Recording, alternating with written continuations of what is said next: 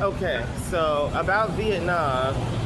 As soon as I got off the airport yesterday at Vietnam, I ordered Uber. Well, they call it Grab here.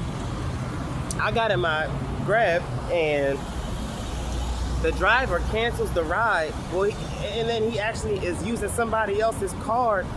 And so his phone keeps ringing and somebody is like, you haven't picked me up. You haven't picked me up, but you're charging my card. And they kept calling him saying like you're charged. So he finally cancels them. And I'm like, what's going on? He cancels my ride, makes me pay cash, but I didn't have cash on me, which was only about 5 to 10 US dollars. And so he didn't understand English. He got upset that I didn't have cash, thought I was trying to skip the ride. So I had to really try to explain to him like that I was trying to go to an ATM. And then that was just some bullshit. Okay, so then I got to I told y'all I booked the room for $50 for the month, which was kind of like insanely a good deal. So I ended up not getting that because they made the third party website I booked through made a mistake with they had a pricing error. So it wasn't that. So they ended up canceling the request. I found another room. Yo, damn, there's so many motorcycles. Yo, I booked the other room, and when I got there, the power was out. They said they didn't have no power in my room. The place was filthy. They had, the guys were sleeping all behind the front desk, all in the lobby.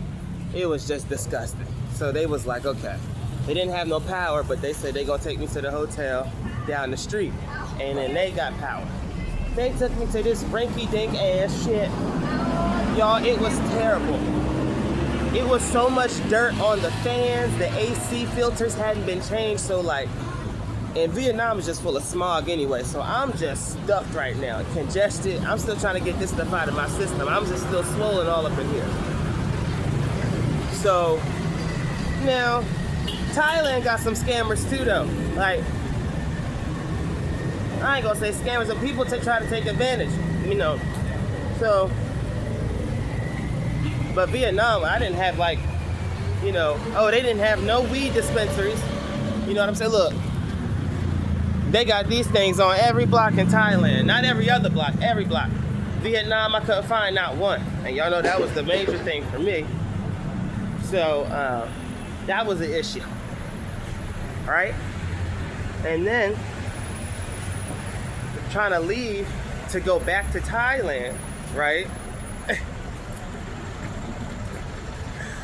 The Vietnam, I booked the flight and the air people wasn't trying to let me fly because I hadn't booked the round-way ticket or I didn't have a visa for Thailand. I'm like, no, I was just in Thailand. They was like, no. Y'all, I literally had to cut a rug in the airport in Vietnam. Had to not give no fucks. And I'm like talking directly to this motherfucker.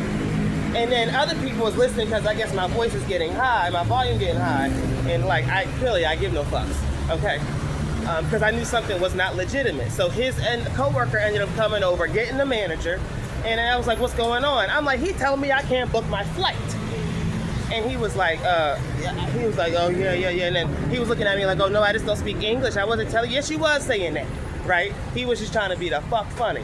So anyway, his manager was like, oh yeah, you have to let him take his flight. He could sign a waiver. So basically they're saying like, if I get back to Thailand and I get to the customs immigration and I don't have what they're saying I need, I'm gonna be, that's up to me. So I had to sign that waiver. Y'all, I got to Thailand and I was welcomed back with open arms. Okay? They didn't ask for none of that shit. I signed that waiver because I knew what I was doing. They was trying to get my money. They was asking me how much money I had in my bank account and stuff. I'm like, I don't care about none of that. Get me on my flight, okay? I booked it. It's mine. I earned it, okay? He said, I wrote it, Gavin. I earned it, Gavin. So, we had that going on, right? And so, I got back to Thailand, and I'm still hawking up all this shit. Just trying to get it all out of my system. Now, I ain't gonna say I haven't been scammed in Thailand, because I have had a couple scams in Thailand. Like the hotel I booked and canceled, they wasn't trying to give me my deposit back. I had to scream and yell for that, because they kept lying. The managers talking about, well, I'm at the bank now, I'm at the bank now. It don't take that long to get to the bank. So he was pulling that, and then I got my cash, but they didn't cancel it through the third party that website that I booked through. So they're just giving me a rough time all around. They was trying to get me for a smoking fee, a lost key fee, and this was in Thailand. So, but you know, ultimately, like the things I'm saying go on in America like 24/7. Like I've had better experiences since I've left the country, though. Like I can honestly say, that's little shit. You know what I'm saying? It don't matter where you go. I think it's just about establishing some familiarity and